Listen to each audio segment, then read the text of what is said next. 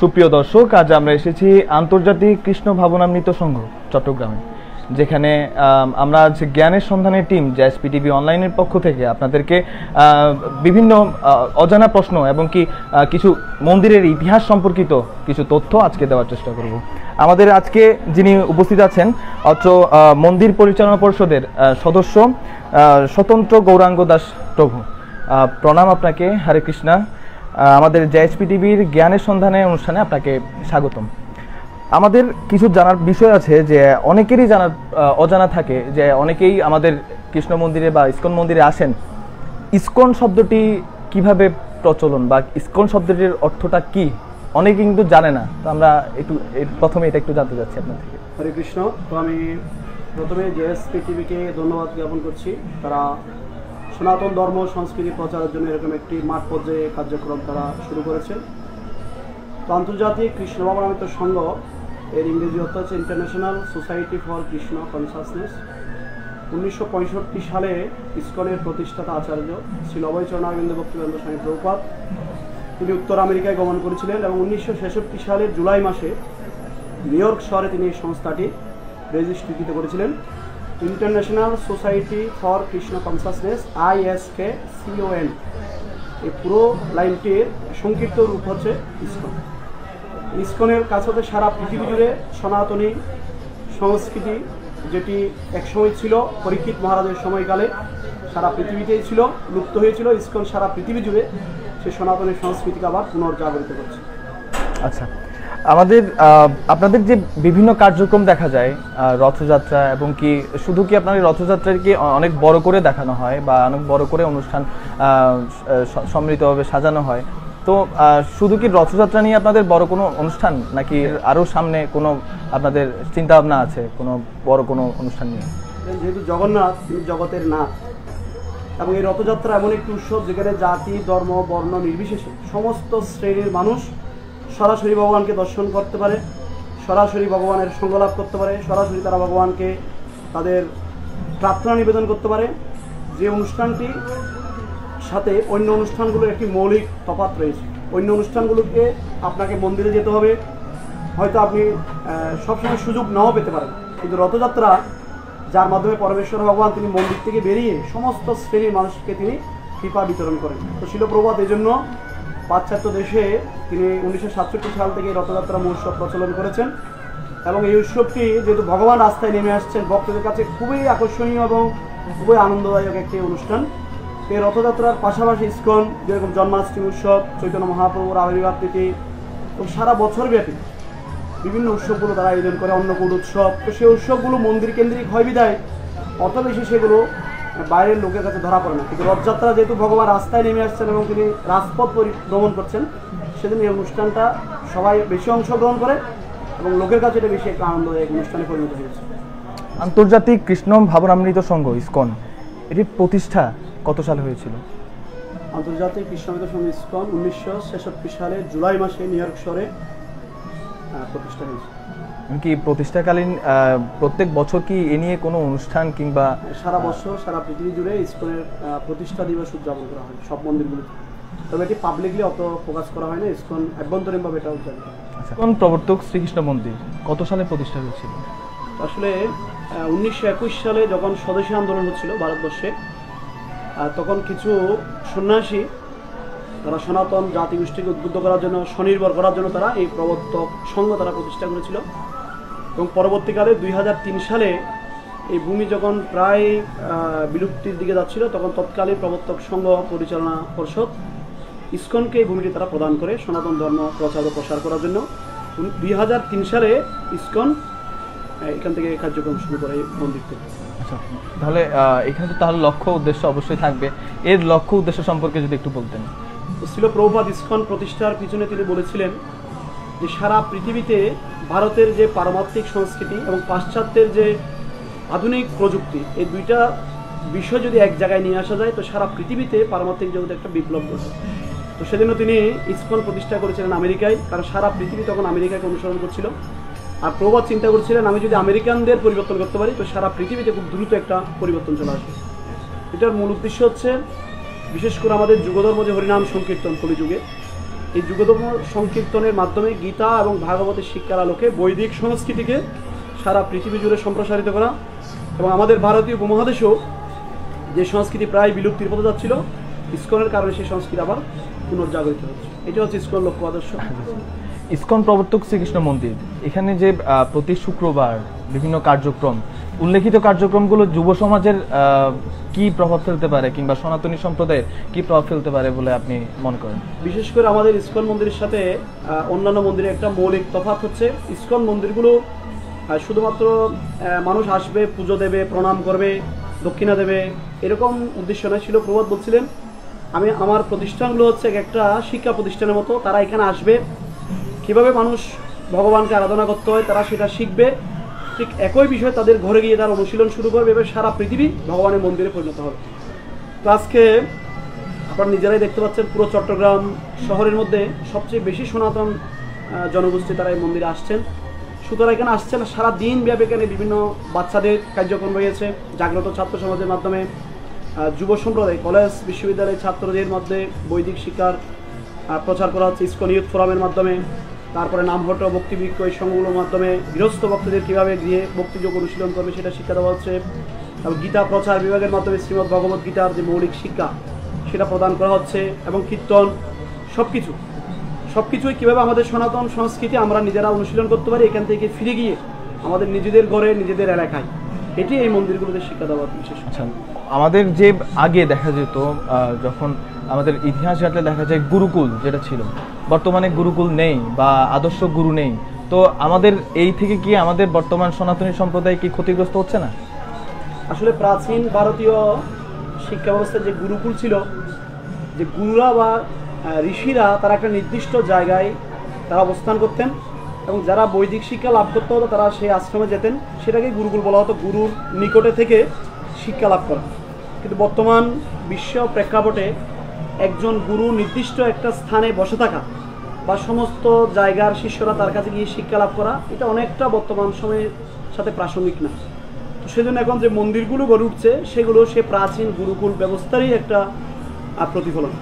এই গুরুকুল ব্যবস্থায় নির্দিষ্ট গুরুদেবের, প্রতিটা ইসকন নয় শুধু, বিভিন্ন মঠ মন্দির প্রতিষ্ঠানগুলো নির্দিষ্ট কোনো গুরুকেন্দ্রিক পরিচালিত হয়ে থাকে, এবং লোকেরা সেখানে যাচ্ছে, সেই গুরুর শিক্ষাটা তারা সেখানে অনুশীলন করছে।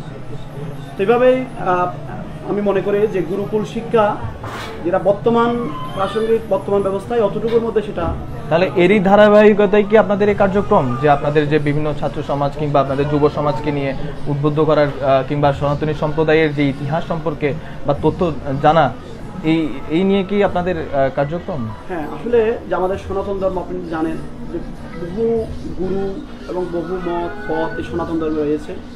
তো আমরা ইসকন বিশেষ করে পরমেশ্বর ভগবান শ্রীকৃষ্ণ থেকে শ্রী চৈতন্য মহাপ্রভু হয়ে একটি শাখা হচ্ছে ইসকন সংস্থা, এবং আমরা ছিল প্রভুপাদ, তিনি যে শিক্ষা আধুনিক সমাজের প্রেক্ষিতে তিনি যেভাবে সনাতন ধর্মকে খুব ব্যবহারিকভাবে শুধু ভারতীয় উপমহাদেশের জন্য সারা পৃথিবীর মানুষ যাতে এটা অনুশীলন করতে পারে সেভাবে তিনি উপস্থাপন করেছেন, সেই শিক্ষার আলোকেই আমরা আমাদের বৈদিক সংস্কৃতিকে এগিয়ে নিয়ে যাবার। আচ্ছা, আমি এর সাথে আরেকটি কথা অ্যাড করতে চাই, যেটি হচ্ছে যে ইসকনকে নিয়ে অনেকের মধ্যে বিদ্রুপ বা ভুল ধারণা আছে, তো সে সম্পর্কে যদি কিছু বলতেন।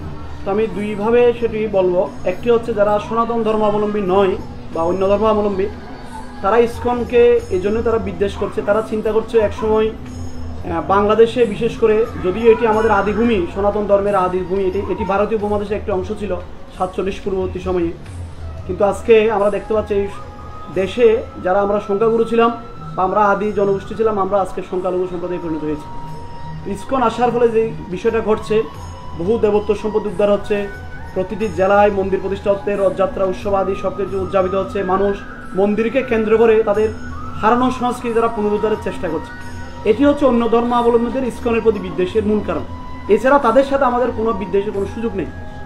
আর দ্বিতীয় বিষয়, আমাদের সম্প্রদায়ের মধ্যে একটা বিদ্বেষ, সেটি ইসকনের ক্ষেত্রে আমি বলবো না, সেটা আমাদের সনাতনী সম্প্রদায়ের একটা চিরাচরিত প্রথায় রূপান্তরিত হয়েছে। অন্য সম্প্রদায় যেখানে তাদের ধর্ম পালনকে, ধর্ম অনুশীলনকে উৎসাহিত করে, আমাদের সনাতন ধর্মাবলম্বীদের মধ্যে সেটা ঠিক বিপরীতভাবে সেটা তারা করে থাকে। যখন অন্য ধর্মে আপনি দেখবেন কেউ তাদের ধর্ম অনুশীলন করতে সবাই উৎসাহ দেয়, আর আমাদের ধর্ম যদি কেউ ছোটোবেলা থেকে অনুশীলন করে, লোকেরা এসে তাকে নিরুৎসাহিত করে। তারা মনে করে না বৃদ্ধকাল হচ্ছে ধর্ম অনুশীলনের একটু উপযুক্ত সময়।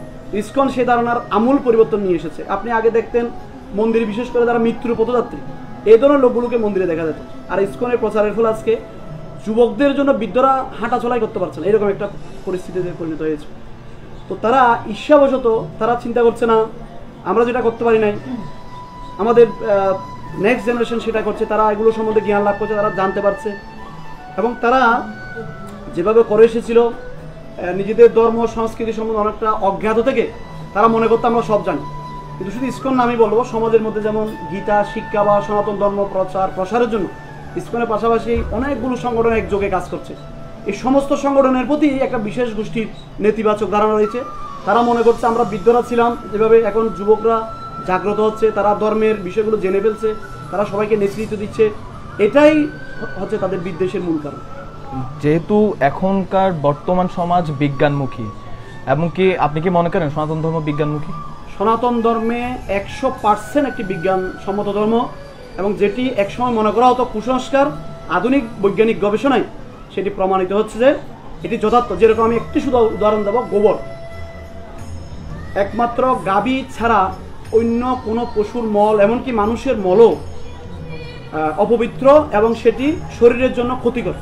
একমাত্র গোবরই হচ্ছে মানব শরীর নয়, পুরো প্রকৃতির জন্য উপকারী একটা বিষয়। তা আমাদের বৈদিক সংস্কৃতিতে গোবর দিয়ে যে কোনো পূজা পার্বণ, যে কোনো পবিত্র স্থান লেপন করার কথা এবং গোবর ব্যবহারের নির্দেশ মুনি ঋষিরা দিয়ে গেছেন। তাহলে এটা তারা কিভাবে জানতো যে সমস্ত বিষটা অপবিত্র এবং অস্বাস্থ্যকর হলেও একমাত্র গোবর সর্বাবস্থায় পবিত্র? তাহলে কীভাবে তারা সেটা জানতো? একটা উদাহরণ আমি দিলাম শুধু, এভাবে প্রতিটি বিষয় সনাতন ধর্মে বিজ্ঞানসম্মত। তাহলে সনাতন সম্পর্কে এবং কি যেহেতু একটা বিজ্ঞানের সাথে সনাতন ধর্মের একটা সামঞ্জস্যতা রয়েছে, তো বর্তমান যুব সমাজ কিভাবে সনাতন ধর্মকে তারা জানবে বা তারা উদ্বুদ্ধ হবে বা এটা বিশ্বাস করবে, এর জন্য করণীয় কি? উদ্দেশ্যে আমি বিশেষ করে বলবো, আমাদের যেটা সর্বপ্রথম চিন্তা করতে হবে, আমাদের লেখাপড়ার পাশাপাশি, আমাদের দৈনন্দিন জীবনযাত্রার পাশাপাশি আমাদের সংস্কৃতি রক্ষা করা আমাদের পূর্বজদের প্রতি আমাদের একটা দায়বদ্ধতা রয়ে গেছে। আমরা সেই দায়ী কখনো আমরা অস্বীকার করতে পারি না। ঠিক আমার সংস্কৃতির প্রতি, ধর্মের প্রতি, আমার পরম্পরার প্রতি একটা দায়িত্ব আমাদের রয়েছে। আমরা সেটা একটু চিন্তা করি এবং একই সাথে আমার সংস্কৃতিকে এগিয়ে নিয়ে যাওয়ার জন্য আমরা একটু উদ্বুদ্ধ হই এবং সে আলোকে আমরা বিশেষ করে বৈদিক শাস্ত্র আমরা অধ্যয়ন করি, আমরা চর্চা করি। তাহলে আমরা দেখব যেই শিক্ষার নিরিখে আমরা বৈদিক শিক্ষাকে আমরা অবজ্ঞা করছি, সেই শিক্ষাটাই আসলে ভ্রান্ত।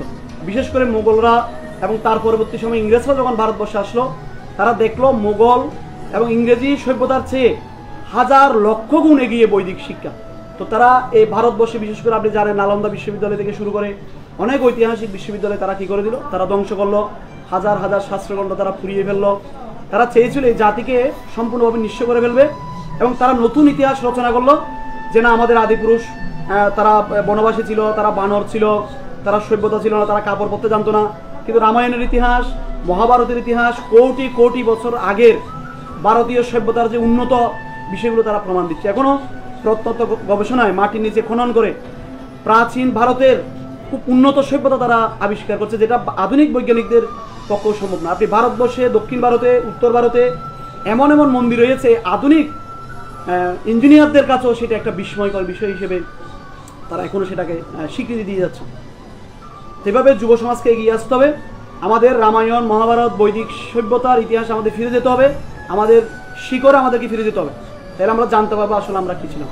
জ্ঞানের সন্ধানে অনুষ্ঠান এটি সাজানো হয়েছে মূলত বর্তমান যুব সমাজ এবং কি যারা ধর্ম সম্পর্কে কিংবা বিভিন্ন সমসাময়িক বিষয় নিয়ে যারা জ্ঞান আহরণ করতে চায় বা আগ্রহী, তাদের নিয়েই মূলত আমাদের অনুষ্ঠানটা সাজানো।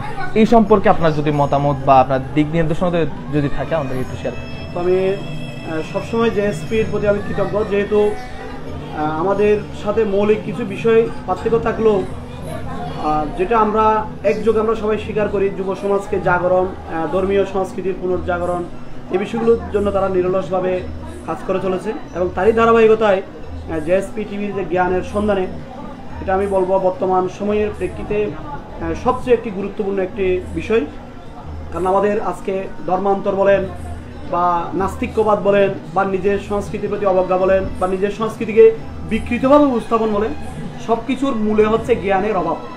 তা আমরা যদি আমাদের ধর্ম সংস্কৃতি সম্বন্ধে যথার্থ জ্ঞানটা আমরা লাভ করতে পারি এবং সেই নিরিখে যদি আমরা আমাদের সংস্কৃতিকে বুঝতে পারি, তাহলে আমাদের এই সমাজ খুব দ্রুত পরিবর্তন হয়ে যাবে। তা আমি আরও অনুরোধ করব, খুব দ্রুত সমাজের বিভিন্ন পর্যায়ে, বিশেষ করে যে মঠ মন্দিরগুলোকে কেন্দ্র করে সনাতনী জাতিগোষ্ঠী তারা তাদের জীবনধারণ, তাদের জীবনযাত্রা পরিচালিত করছে, সর্বত্র এই কার্যক্রম যদি দ্রুত বিস্তৃত হয়, তাহলে মানুষের মধ্যে অজ্ঞতা খুব দ্রুত তারা কাটিয়ে উঠতে পারবে এবং আমরা খুব অচিরে একটা সুন্দর জ্ঞান আলোকে উদ্ভাসিত একটি সনাতনী বৈদিক শিক্ষামণ্ডিত একটি সমাজ আমরা লাভ করতে পারবো। ধন্যবাদ। এরই সাথে আজকের পর্ব এখানে শেষ হচ্ছে। নতুন কোনো গুণীজনকে নিয়ে আবারও জ্ঞানের সন্ধানে আমরা জেএসপি টিভি, সাথে থাকবেন। নমস্কার।